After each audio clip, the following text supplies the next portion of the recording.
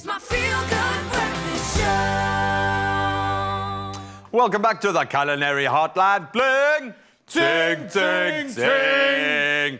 We are joined yet again by Chef Clem on our foodie panel to help you with any of your culinary conundrums, especially if you're hosting the family for the festive season feasting. And if you have any questions for Chef, you can, of course, dial in right now. Call us on 021 110 5552.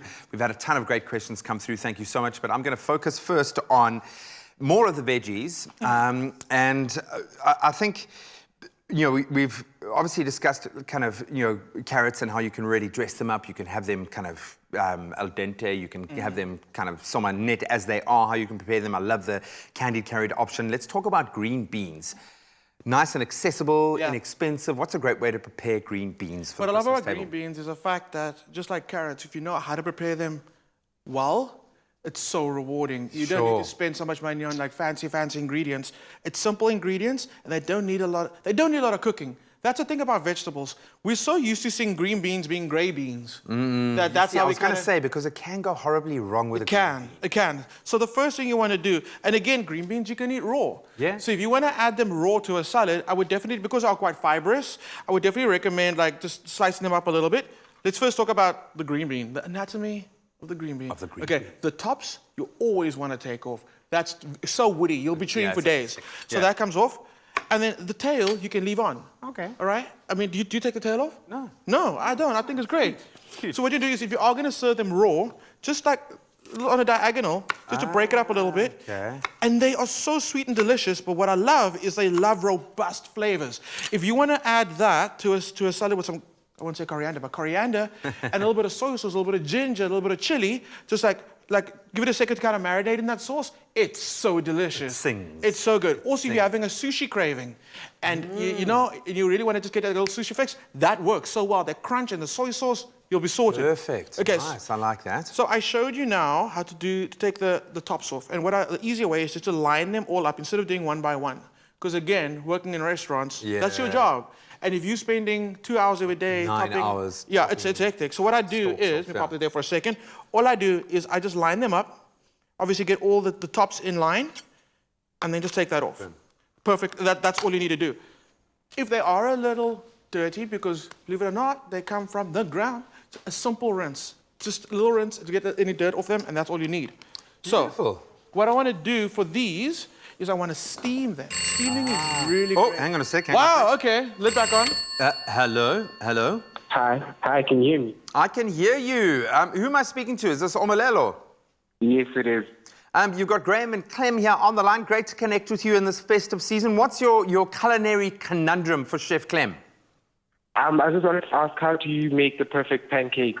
Oh, good question. It's something we have covered on the show. Great question. Thank you, my man. Keep listening. Keep listening. But I'm glad that you're asking this question, because during the festive season, you're going to be entertaining a lot. Even if you're not entertaining like groups of people, you're going to be cooking a lot more at home and looking for a lot of recipe suggestions. We've got that recipe on the website, but it's simple. It's eggs, flour, melted butter, a little bit of sugar if you want, a little bit of vanilla if you want. Okay. Simple recipe. Did I say milk? Yeah. Milk.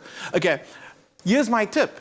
Make your pancake batter the day before. And that'll give you a much better texture. It gives the flour in there a chance to hydrate inside your batter. So go to our website, check out the pancake recipe, try it. And Expressoshow.com is where you'll find it. Make it in a big jug, so the next morning, when you're actually making it, you just pour and you go. Another tip is use a non-stick spray on your pan. Even if it is a non-stick pan, it's going to break your heart when your pan sticks it and it breaks. So you always use a non-stick spray for your pan, and you should be good. Beautiful stuff, man. Done and dusted. Omalelo, I hope that helps you out. So as you continue to cook steam our green beans there, I got a question that came through on social media. Mark Gavin asking, what's the best way to prepare a smiley? Oh, I love smileys. You like smileys? I have never had one. Okay, it's beautiful, beautiful, beautiful.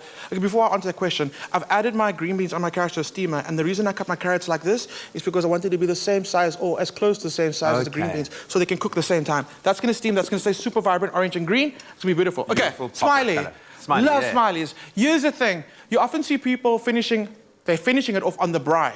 Okay. You can't really cook a whole Smiley on the braai from beginning to end. What's going to happen is that meat's going to be so tough and so chewy, no one's going to really like it. What I always suggest is I always marinate the Smiley heads, and then I roast them in the oven. I put it in a big roasting tin with foil over the top, and I pre-roast them to start cooking that meat, basically to the point where the meat's 90% done. Then get that braai nice and hot, and then you put the heads on the braai. And you finish it off, and you just turn it caramelize around. it. Okay. That's where the aromatic smoke comes from.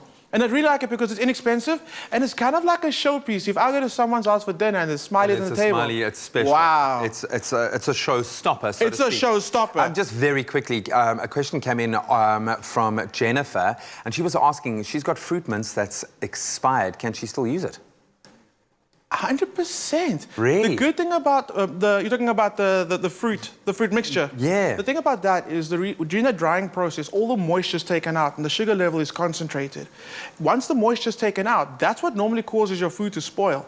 And then the sugar is a natural preservative. So I mean, you want to be like fancy, you can hand that down to your great grandkids. It'll be okay. You can name It'll it. be okay. You can name it Absolutely. and give it a seat at the table next Christmas.